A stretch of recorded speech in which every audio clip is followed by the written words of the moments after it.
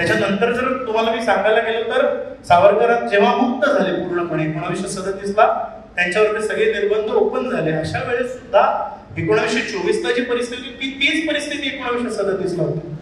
हैदराबाद आता आपण जे ओळखतो ना भागानगर, हैदराबाद मुक्तीसंग्राम, मराठवाडा मुक्तीसंग्राम दिवस साजरा केला जातो. तिथल्या नवाबांनी हैदराबादच्या तिथल्या हिंदूंवरती कलम जारी केलेली होती. हैदराबाद प्रांतामध्ये लोकव्यवहाराची भाषा ही मराठी नसेल, ती हिंदी नसेल, ती उर्दू असणार आहे.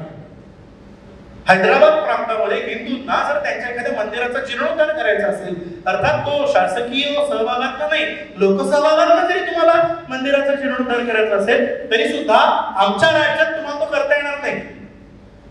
इस्लामी युनिव्हर्सिटीमध्ये बहुतांश शिक्षण उर्दू भाषेमध्ये दिलं जाईल, ते हिंदी, संस्कृत किंवा मराठी भाषेमध्ये दिलं जाणार नाही.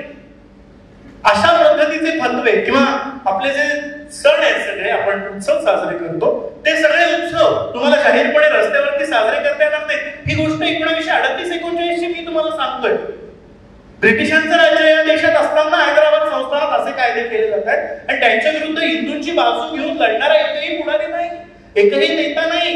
अशा काळात नुकतेच राजकीय अटीतून मुक्त झालेले सावरकर जातात आणि तिथे 3000 हिंदूंना जाऊन त्या हैदराबादच्या संस्थानाच्या नवाबाचा सगळा माज तोडून काढतात आणि भागानगरला एक निशस्त्र लढा हिंदूंच्या वतीने देतात.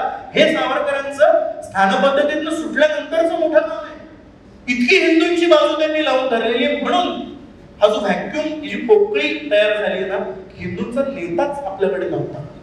तो हिंदुत्वाचा सिद्धांत मांडण्याचं काम सावरकरांनी केलं, कारण पॉलिटिकली हिंदुत्वाची बाजू मांडणार. मला सांगा 70 वर्षामध्ये 370चा कलम आपण काय नाही सोडवू शकतो? सावरकरांचं हिंदुत्व काय आहे? गंमत तुम्हाला मी सांगतो काय आहे, सोप्या भाषेत सांगतो.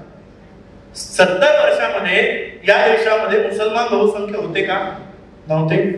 70 वर्ष या देशामध्ये राज्य जे होतं, राज्यकर्ते जे होते ते हिंदूच होते ना.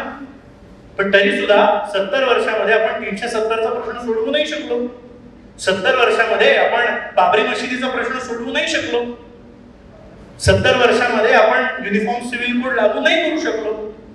याचं कारण हा प्रश्न नाही पडत, हिंदूच बहुसंख्य आहे. आणि आता लगेचच गेल्या 10, 12, 15 वर्षांमध्ये काय हे प्रश्न मार्गाला लागताय तो?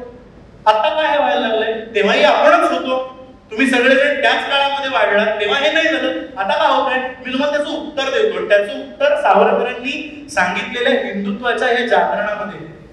ते उत्तर असं आहे मित्रांनो की आपले हिंदू बहुसंख्य जरी असले ना तरी त्यांना जोपर्यंत आपण काय करायचं हे कोणी सांगत नाही तोपर्यंत ते काही करत नाही. काशी विश्वेश्वराचं मंदिर जेव्हा औरंगजेबाने पाडलं तेव्हा या देशामध्ये हिंदू बहुसंख्य नव्हते का? होतेच. जेव्हा प्रचंड आक्रमण आपल्याकडे झालं सगळं मुसलमानांचं तेव्हा या देशात हिंदू बहुसंख्य होते का? नव्हते का? होतेच. ब्रिटिश या देशामध्ये आले तेव्हाही या देशामध्ये हिंदू बहुसंख्य नव्हते का? होतेच. तरी पण त्यांनी आमच्या देशावर राज्य केलं ना. प्रश्न नाही पडत का आपल्याला की कसं काय बरं हे लोक राज्य करू शकले आपल्यावरती? आपणच होतो. मग अचानक एखादा लोकमान्य टिळक नावाचा माणूस आला आणि त्यांनी असं सांगितलं स्वराज्य हा माझा जन्मसिद्ध अर्थ आहे. तेव्हाच्या 13 कोटी भारतीयांना कळत नव्हतं की हा आमचा पण आहे, पण त्यांना हे कोणतरी सांगायला लागलं. 400 वर्ष मुसलमानांचा पहिला, दुसरा, तिसरा बाबर येतच होता, 5वा बाबर येतच होता, सगळे येत होते मित्रांनो. पण एकट्या शिवाजी महाराजांना असं वाटलं की अरे नाही माझी भूमी आहे, माझ्या भूमीवरती हा प्रश्न शिवाजी महाराजांना पडला आणि त्यांनी पॉलिटिकली हिंदूंचं राष्ट्र, त्यांनी पॉलिटिकली हिंदवी स्वराज्य स्थापन करायचा विचार केला. त्यांनी फक्त तो विचार केला आणि तो विचार बरोबर पुढे 100-125 वर्ष पेशवाईच्या अस्तापर्यंत पुढे चालत राहिला. त्यांनी फक्त ती दिशा दिली, त्यांनी डायरेक्शन दिलं आपल्याला. ते डायरेक्शन 1924 साली सावरकरांनी या भारताला दिलं, ज्याच्यामुळं 100 वर्षांनंतर आज त्याची फळं आपल्याला दिसत आहेत. 100 वर्षांनंतर आज हिंदू जागा